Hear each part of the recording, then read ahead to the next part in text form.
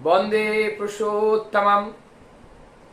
एक प्रश्न हम सबके मन में रहता है, मैं कौन हूं और कौन है वह कौन है। इस बात को कहते ही हम लोगों का अंगुली, हम लोगों का दृष्टि, हम लोगों का मन, हम लोगों का विचार ऊर्ध्वगामी होता है। तो कौन है वो? इसका मतलब वो निराकार कोई शक्ति, निराकार कोई ऐसा केंद्र जो संपूर्ण जगत को संचालित करता है। और वही शक्ति, निराकार शक्ति, वो अनंत विस्तार में रहता है। और जब यही शक्ति साकार में आती हैं तो भौतिक जगत में शरीर धारण करना पड़ता है। और जिस भौतिक जगत में शरीर धारण करके उस महान शक्तियों को लेकर के जब वो आते हैं, उनके माध्यम से अनेकों कल्याणकारी जीवन के पथ दिखाने वाले, अंधकार में रोशनी दिखाने वाले, जीवन की हर राह को सरल बनाने वाले विधि विधान को लेकर आते हैं, जिसे हम लोग साधारणता भगवान, अवतार, पुरुषोत्तम, महापुरुष, ज्ञानी पुरुष, विज्ञ पुरुष, दृष्टा पुरुष, हमारे जिसके पास जितना ज्ञान है उस ज्ञान के ऊपर खड़ा होकर, उस ज्ञान को आधार मान करके जितना हमारी विश्वास की गहराई है उतना ही हम समझ पाते हैं। इसीलिए एक ही व्यक्ति, किसी के पास वो भगवान लगता है, किसी के पास वो ठगी लगते हैं, किसी के पास वो और कुछ लगता है। इसका मतलब हमारी विश्वास की गहराई के ऊपर ये सारी चीज निर्भर करते हैं। और भगवान की व्याख्या जब करते हैं, विभिन्न धर्म शास्त्र ग्रंथ में जो व्याख्याएं की गई हैं, जो भागवत तत्व का मतलब है वही षडैश्वर्य। क्या है वो षडैश्वर्य? वैश्वर्य, वीर्य, जश, श्री, ज्ञान, वैराग्य, ये 6 एक जो भगवान का ये 6 तत्व है। और इस 6 तत्व धारण करके जब आते हैं, ये जगत कल्याणकारी होते हैं। ऐसे महान नरदेहधारी मनुष्य के पास जब कोई पहुंचता है तो उनकी जीवन की समस्याओं के मूल में वो दृष्टा पुरुष अपना दृष्टि रख देते हैं और उनको स्पष्ट दिखाई देता है। उसी अनुसार उनको कुछ वो बताते हैं, वो उनका निर्देश होता है। और उनको जब इस मंत्र के रूप में उस निर्देशावली को जीवन में परिपालन करते हैं, तभी जीवन का जो फसल है वो सुंदर रूप से फलता है। तभी हम लोग जीवन आनंद प्राप्त कर सकते हैं। और नहीं तो जीवन आनंद को हम प्राप्त नहीं कर सकते। तो ऐसे दृष्टा पुरुष का सानिध्य लाभ करके ही जीवन का समृद्धि, जीवन का विकास, जीवन का, हमारे जीवन की उद्देश्य, ये सब परिपूर्ण होते हैं। तो आप चाहे उनको भगवान कहे, दृष्टा पुरुष कहे, पुरुषोत्तम कहे, उत्तम पुरुष कहे, अब वो आए हैं उनकी इस वार्ता को हर जगह पहुंचाना है, उसके लिए चाहिए माध्यम, और उस माध्यम के लिए उन्हीं के बात को समझ पाए और वो कन्वे कर पाए, वो एकमात्र मनुष्य हो सकता है।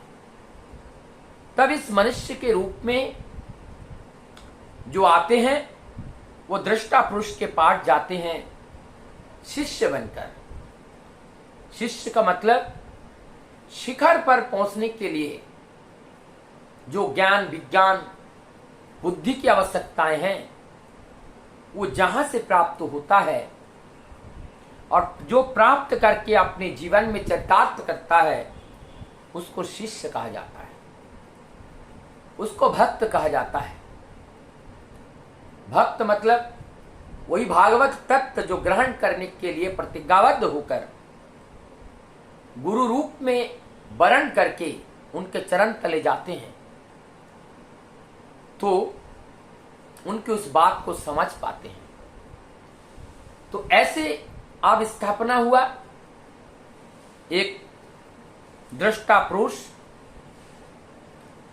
जो अपने बात को रखते हैं और एक व्यक्ति जो उसको परिपालन करते हैं, जिसको हम भक्त कहते हैं। अब ये भक्त भगवान का लीला होता है। भगवान या टीचर वो स्कूल में दाखिला उनको देते हैं जो उनके यज्ञ होते हैं। अर्थात यहां पर दो बातें हैं। कभी कभी हम साधारणता देखते हैं, जैसे अध्यापक छात्र को परीक्षा लेकर वो एडमिशन देते हैं, ठीक उसी प्रकार से कुछ चतुर भक्त भी अपने गुरु का परीक्षा लेते हैं, और ये परीक्षा लेकर सिद्ध करके वो वहां प्रवेश करते हैं। ऐसा ही व्यक्तित्व के धनी हमारे किशोरी मोहन दा थे, भक्त प्रभार किशोरी मोहन दादा। उनका बाल्य जीवन को जब हम देखे, उनके दादा और परदादा पिता ये लोग वैद्य थे, और जो किशोरीदा थे, किशोरीदा क्लास 3 तक पढ़ने के बाद उन्होंने पोस्ट ऑफिस में उनको नौकरी मिली, लेकिन वो छोड़ देते हैं। फिर वो द्वारिकानाथ सरकार के दादा थे जो पहले कंपाउंडरी का काम करते थे। बाद में वो पोस्ट ऑफिस के एक ब्रांच मैनेजर बने थे। उनको जाके पकड़ते हैं और कहते हैं, द्वारिकानाथ दा, मुझे डॉक्टर बनना है, मुझे कंपाउंडरी का काम करना है, मुझे कहीं कंपाउंडरी का काम दिला दीजिए। कंपाउंडरी का काम सिखाता है। वहां जाकर के द्वारिकानाथ दा सारी व्यवस्थाएं करते हैं और वहां वो शुरू करते हैं। एक तरह का अपने जीवन का शिक्षा, भौतिक जगत में रहकर अपना जीवन एवं परिवार को चलाने के लिए अर्थोपार्जन का रास्ता उन्होंने ढूंढा। दूसरी तरफ आध्यात्मिक जीवन को उच्च शिखर तक ले जाने के लिए आध्यात्मिक जो पिपासा है उनके अंदर जागृत होने लगा। उस समय बहुत प्रचलित थे हमारे हरनाथ दादा। हरनाथ दादा बहुत प्रचलित थे और सोनामुखी में वो रहते थे, और इधर परम दयाल सच्चे ठाकुर जी का आविर्भाव हुआ था हिमायतपुर में। इधर एक बात जो है, वयस के दृष्टिकोण से, उम्र के दृष्टिकोण से किशोरी मोहन दास ठाकुर से भी 7 साल के बड़े, और हरनाथ दा तो बड़े हैं ही, हरनाथ ठाकुर तो बड़े हैं ही। अब एक बार बिना कुछ बताए किशोरीदा जब अपने किशोरीदा के बहनोई, यानी कि बहनोई और जीजाजी, वो हरनाथ ठाकुर से दीक्षित थे, इसलिए हरनाथ ठाकुर के वहां से कीर्तन का जो दल होता था वो किशोरीदा के घर पे भी आते थे और किशोरीदा उससे काफी प्रभावित थे। बाद में उनके मन में आया कि क्यों ना हम हरनाथ ठाकुर से ही दीक्षा ले ले। तब वो जाकर के हरनाथ ठाकुर के पास हाथ जोड़ करके निवेदन करते हैं, मैं आपसे दीक्षा लेना चाहता हूं, दया करके आप हमारी इच्छा को पूरा करें। हरनाथ ठाकुर तुरंत कहते हैं, तुम हमसे क्यों दीक्षा लोगे? तुम्हारे घर के पास हमसे भी बड़े अभिज्ञ व्यक्ति महामानव का जन्म हुआ है, आप वहां से लो। किशोरीदा के मन में आया, वो कौन है हमारे घर के पास, हमें तो पता ही नहीं। लेकिन जब हरनाथ ठाकुर इतने पहुंचे हुए हैं, जब उन्होंने हमें आशीर्वाद किया, तो मैं उसी इंतजार में रहूंगा, देखता हूं कब हमें मिल जाएं। ऐसे कहते हुए दिन चलने लगा। इधर जैसे हरनाथ दा के घर से कीर्तन का दल चलता था, ठीक उसी प्रकार से ठाकुर जी के यहां से भी कीर्तन का दल चलना शुरू हुआ। वहां आसपास के गांवों में चारों ओर कीर्तन की दल ऐसे चलने लगी जैसे जिस गांव से 2 दल आते थे, जिस गांव में, उस गांव से उनका दुगुना दल बना करके फिर वो हिमायतपुर पहुंचते थे। और इसी प्रकार से चारों ओर से 2, 4, 6,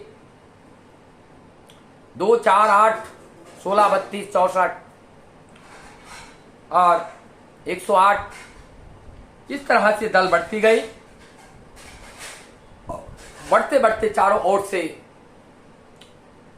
जो कीर्तन का एक वातावरण है, हिमायतपुर के चारों ओर जो पार्श्ववर्ती गांव हैं, सभी गांव में कीर्तन का एक प्लावन आ गया, एक जुआर आ गया, एक बाण जैसा आ गई। और उस कीर्तन में किशोरी मंदा का भी एक दल था, बहुत सुंदर कीर्तन करते थे। और उस कीर्तन लिखते कौन थे? ठाकुर जी स्वयं लिखते थे।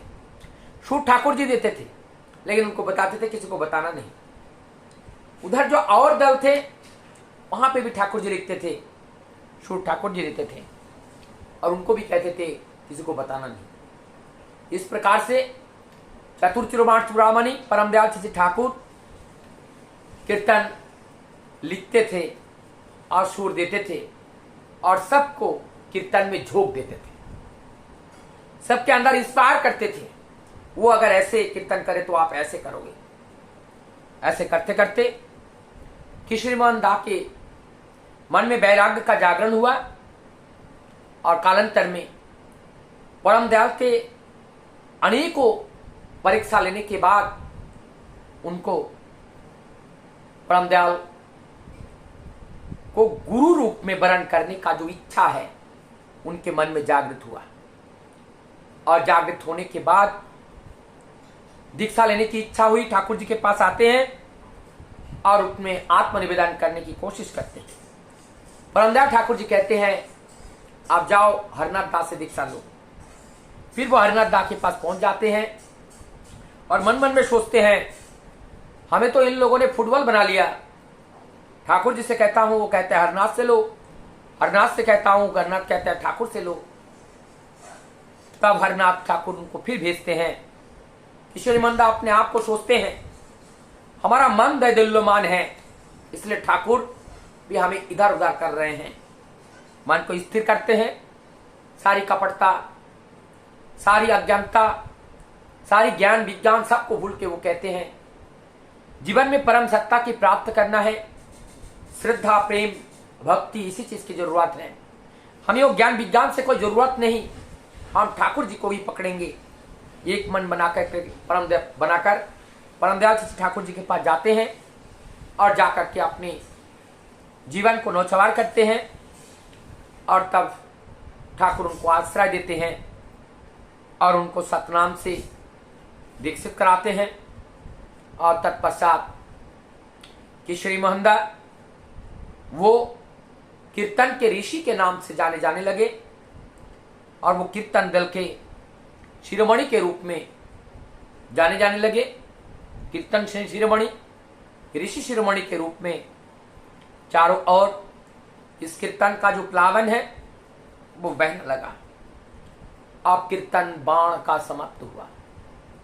जब कीर्तन बाण का समाप्त हुआ, जैसे बाण के निकल जाने के बाद जमीन गीली होती है, जमीन में सारे घास फूस खत्म हो जाते हैं, उसको नए तरीके से जुताई की जाती है, नए बीज उसमें बोया जाता है और हरा भरा सुंदर फसल उसमें उगता है।